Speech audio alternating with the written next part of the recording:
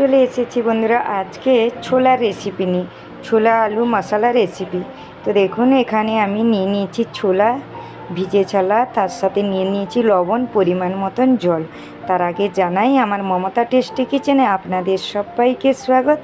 বড়োদেরকে প্রণাম, ছোটোদেরকে অনেক অনেক ভালোবাসা। তো বন্ধুরা দেখুন ছোলা আলুর আজকে করব, তার জন্য আমি সেদ্ধ বসিয়ে দিই। তার আগে জানাই যারা যারা আমার রেসিপিটা দেখছেন অবশ্যই পাশে থাকবেন আর একটা ছোট্ট করে লাইক করবেন। দেখুন এখানে আমার ছোলা সিদ্ধ হয়ে গেছে। পরিমাণ মতন আমি আলু নিয়ে নিয়েছি, তার মতন এখানে নিয়ে নিয়েছি টমেটো, তার সাথে নিয়েছি ধনে পাতা কুচি, কারণ টমেটো না দিলে কিন্তু বেশ অধুরা। তার সাথে নিয়ে নিয়েছি পেঁয়াজ, পেঁয়াজ হলো পরিমাণ কুচি, আদা রসুন পেস্ট, এই যে জিরে লঙ্কা পাউডার, হলুদ পাউডার আর ধনে পাউডার, এগুলো আমি দেখিয়ে দিলাম। তার সাথে লবণ আর সরিষার তেল। তো বন্ধুরা এখানে আমি মশলা অ্যাড করব। তো যারা যারা আপনারা নতুন দেখছেন অবশ্যই দেখুন, আমি নিয়ে নিয়েছি অল্প তেল।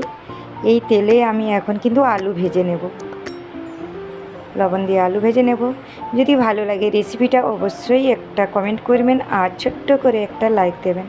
আমি মমতা টেস্টি কিচেনে আবার জানাই অনেক অনেক স্বাগত। তো বন্ধুরা দেখুন আমি এখানে ভালো করে আলুটা ভেজে নেব। দেখুন নাড়াচাড়া করে নিচ্ছি, অবশ্যই আপনাদেরকে ভালো লাগবে। তো তার জন্য আমি একটু ঢাকা দিয়ে দিচ্ছি কিছুক্ষণের জন্য। তারপরে আবার কড়াইটা ধুয়ে আমি নিয়ে নিলাম সরিষার তেল। আমি এখানে সরিষার তেলে দিয়ে দিচ্ছি জিরে ফোড়ন। যারা যারা যেইভাবে বানান সেইভাবে বানাতে চান। তার সাথে দিয়ে দিলাম কটা শুকনো লঙ্কা, এলাচ, লং আর ডালচিনি আমি একসাথে দিয়ে দিলাম। পরিমাণ মতন দিয়ে দিলাম তেজপাতা। আপনারা আপনাদের মতন পরিমাণ মতন সব কিছু মশলা দেবেন। তো বন্ধুরা এখানে আমরা কিন্তু ছোলের তরকারিটা সবাই অনেকে পছন্দ করেন, আশা করি ভালো লাগবে। আর আলু আপনারা অ্যাড করতেই পারেন, নাও করতে পারেন। আমি আলু অ্যাড করেছি, তার সাথে দিয়ে দেবো পেঁয়াজ কুচি। তো আপনারা দেখতেই পাচ্ছেন আমি এক এক করে মশলা দিয়ে দিচ্ছি। অনেক দিন পরে আবার রেসিপি দিচ্ছি, অবশ্যই আপনারা পাশে থাকলে আমি নিশ্চয়ই এগিয়ে যেতে পারবো। তো অবশ্যই এইভাবে আপনারা বানাবেন, বেশ ভালো। তো বন্ধুরা দেখুন এখানে সব কিছু গুঁড়ো মশলা এক এক করে নিয়েছি। ধনে পাউডার, তার সাথে হলুদ পাউডার, লঙ্কা পাউডার আর জিরে পাউডার আমি সব কিছু জল দিয়ে ভালো করে ফেটে নিচ্ছি। তার সাথে এখানে দেখুন আমার মশলা রেডি হয়ে গেছে, দিয়ে দিচ্ছি পরিমাণ মতন মশলা জল। তো সব কিছু আমি গুঁড়ো মশলা অ্যাড করে তার পরিমাণ মতন জল দিয়ে দিচ্ছি। আশা করি আপনাদের ভালো লাগবে। সব কিছু একটু একটু করে আমি শেয়ার করছি, সবটা যারা নতুন অবশ্যই বানাতে পারবেন।